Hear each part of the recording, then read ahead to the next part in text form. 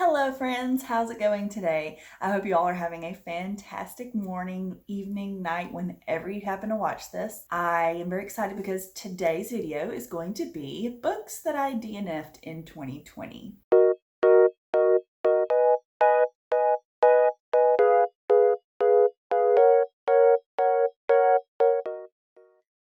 I just want to preface this because I see some discourse in some YouTube comments and some Instagram comments. I'm not going to be upset if you get mad at me about my opinion. I'm just not. I probably will ignore the comment if someone is very nasty. I don't typically have hateful comments on my videos, but if someone is just going to be nasty, I'll ignore it or delete it depending on how nasty they are. But if you genuinely have some thoughts about books that I hated or DNF'd, feel free to let me know. I want to hear why you liked them. I want to hear why maybe you didn't like them also, if you DNF'd them or if you hated them. But I tended to DNF books that a lot of people love. They have huge followings and very high ratings. And I hear a lot of people talking very well about these books and these authors. And so I kind of feel bad that I didn't like them, but also not really, because that's my opinion, and I value my own opinion. I think that I like what I like, and I think that I have a fairly unique taste. Everybody probably thinks that about themselves though, but I feel like I do for me. I have 6 books here that I put in my DNF shelf in 2020, and I wanted to talk to you about why. And I've probably already unhauled these books, so I'm probably not going to have a physical copy here, so I'll just pop up a picture like I usually do and talk about them with you. So don't come for me, please. Number 6, I don't really have these in any particular order. I'm just going to go from the bottom to the top of the list. I don't know why. Into the Water by Paula Hawkins. This book has an average rating of 3.58 stars on Goodreads. I know I really loved The Girl on the Train this year. It was in my top 10 books of 2020, which is very interesting. I tried another book by her because I found it at a library sale for like $2. So I tried it. Not for me. I got really bored. I didn't even get like maybe 30 pages into this. I think I got maybe 25 and I was like done. I was just like, I don't care. I don't understand. I think I was even listening to the audiobook while reading this, and I don't know if it was the language in it. It just didn't feel good like The Girl on the Train did. And I don't even remember what this is about. It's about a woman drowning in I don't know, but I DNF'd it so fast. Like it was just kind of like a blur, and I have no desire to go back to it and try it again. So this one may be a little more unfair than some of the others in this stack because I did read less of it than the others, but I think I learned pretty quickly that if I read more Paula Hawkins, it's going to be very specific, and I need to have an example of it to read or listen to before I just dive right in and buy a brand new book. Because luckily I didn't spend full price on this one, or I would have been very upset. I just didn't enjoy it, and a lot of people do. So, take my opinions here with a grain of salt. I think that I'm very picky, and I don't like things that most people like sometimes. So, yeah. Number 5 would be Maximum Ride, Volume 1. This is a manga comic graphic novel that was illustrated from a James Patterson book. A lot of people really love James Patterson, and a lot of people really love this series. It has an average of 4.25 on Goodreads. That is so high. Even for a manga, I feel like that's really high. And I can't understand why. The art's great. I'll tell you right here. The artist did a fantastic job. It has nothing to do with the art style. The characters are gorgeous. There's some inclusion in that, and I appreciate that, but I did not like the story. I think that it had some merit to it going, but after this first volume, I think I almost finished it, and then I was so bored that I just stopped. I ended up selling my entire series because someone gifted me, for free, gave me almost all of the volumes, or at least 9 of them. I'm not sure how long it is. And I was so bored after that first one, and I was like, I can't do this. I cannot do this. And so I gave them away, and I hate that I did that, but I also didn't want to keep something I don't want to read.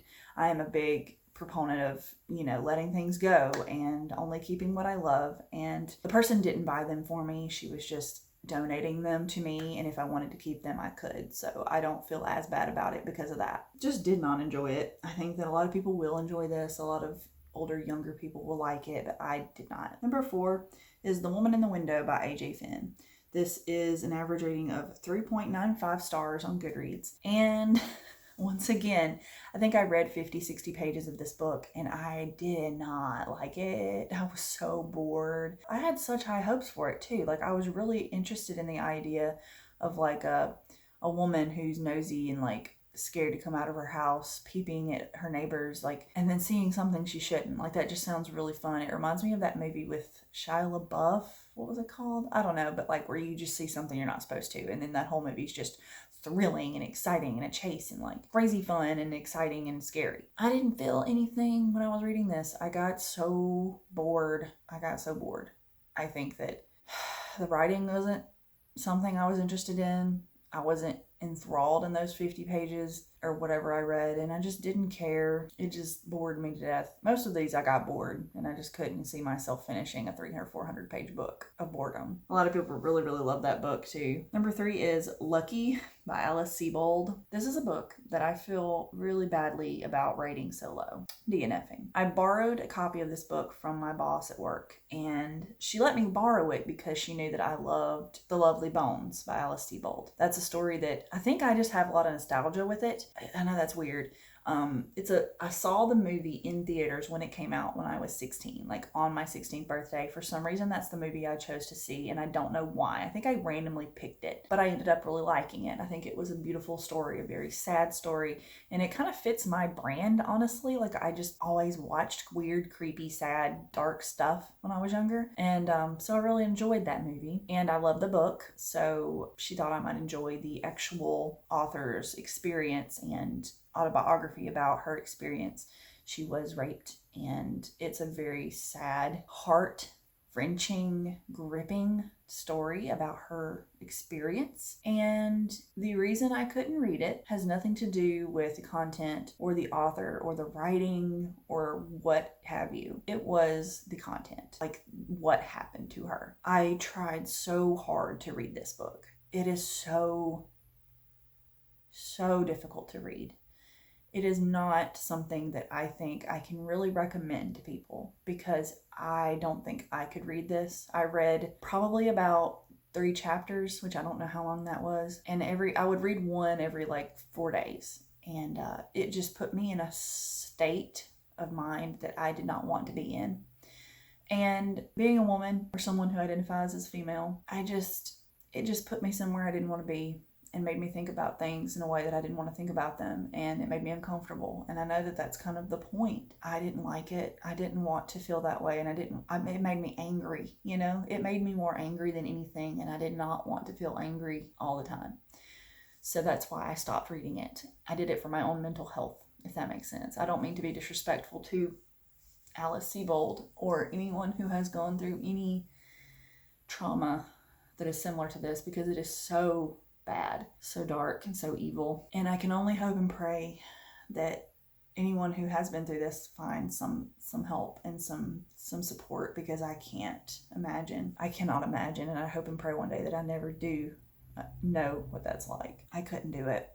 It was so real and raw, and I just don't think all memoirs are for me. I think that I just can't handle it mentally, and I feel bad saying that because I'm not even experiencing it. Like, I have no right to sit here and say, oh, it's too dark for me, because that's someone's life, you know? But I just want to be real with you guys, and I hope you can understand that I had to stop reading it for my own sake. And I know that's so selfish to say, but it's the truth. It has 3.78 stars on Goodreads, and I'm interested to know why that is. Maybe it's the writing or something, but I don't feel comfortable reviewing this one, honestly. Even if I did finish it, I don't think I could review it because it's so dark. But I had to stop, and I'm going to return the book to her, and I appreciated her letting me borrow it, and I thought I could handle it, but I could not. So just a fair warning if you're interested in picking that one up. It's a rough one, but beautifully written. I think her writing is gorgeous. So recommend if you do love her work and you think you can handle it, but not for me. Sorry. The next book that I DNF this year, number 2, is Beartown by Frederick Bachman. These last 2 are ones that I think people are going to be the most upset about or like confused about, because this one has a 4.25 on Goodreads. That's a very, very high rating, honestly. I was so excited about this book. I found like 3 Frederick Bachman books at my local thrift store for like $1 a piece, and I got them all. And I found the audiobook for this on Libby, and I thought, perfect. I own it and I can listen to it for free. It'll be very easy for me to absorb the information and I can get into it. I knew it was going to be dark. I listened to 2 hours of this audiobook. I don't even remember how long it is. I was so bored. I don't care about sports. 9 times out of 10, I think that I played a little bit of basketball when I was in grade school, but I just don't care about sports. Everyone around me in the South loves football. Everyone around me, it's a thing. People love sports in the South. That's all we really have here. But it was not for me. I hate sports, honestly. Basketball is the only sport I really can kind of get into, and even then it's like a stretch. Hockey, I'm sure it's a lovely sport, and I even enjoyed watching it as a kid. I liked going to the games with my church group, and it was fun. I enjoyed that. Watching it was great, but I did not like reading about it. I did not like listening to people describe, because a lot of the beginning of the book, at least, I didn't finish it, of course, is talking about hockey and like the facts and like some things that you do when you're playing and like the statistics of players and like the town's reputation with hockey and stuff. And I just didn't care. I was so bored. I was like, is this the whole book? Is just hockey? I mean, I get that it is about hockey, but I was waiting for actual character development and actual people interacting and like good and bad things happening to characters. And it just felt like hockey, hockey, hockey, hockey, hockey, hockey, hockey, hockey, hockey forever. And I was like, I'm done. 2 hours and I'm done. I can't do it. I can't do it. Sorry. I just couldn't do it. Number 1. The one I think that most people will be upset about is I've never heard anyone say anything bad about this book. Everyone I know who on BookTube and Instagram who has talked about this book loves it, raves about it, compares everything to this book in order to get you guys to read it. Like 100% everyone loves this book. Big Little Lies by Lane Moriarty. Average rating, 4.25. Loved. Absolutely loved by the community. Okay. So I don't think that rich people drama is for me. It's not so much that all of it isn't for me, because I really loved Never Have I Ever, that book that came out last year, I think. Maybe this year, I don't know. But it had a little more darker tone to it, and it was a very secluded group of people, like maybe 5 or 6 people, and there were things I didn't like about it, but I overall liked it more. I think that this one, for one, had too many characters. I'm sure the show is great because it makes sense to be a TV show or a movie. As far as a book goes, it was too many people for me. It was about a lot of kids, and I did not care about kids in the book. It was very drama. I don't typically like drama unless it's dark, like maybe even romantic drama. I just don't care about random drama. And I know that this is about someone being killed, but it felt like it was just going to drag on until the very, very end. And I might even look up like an article spoiling this book just so I know how it ends. But I was not willing to put in 400 or 500 pages worth of them leading me around and then finally finding out who did it. And it's probably not even that cool. I got like 2 or 3 hours into this one again and just could not fathom finishing it. It was so boring, and I just didn't care about the interactions between these characters and the parents and the kids throwing drama and lying about it.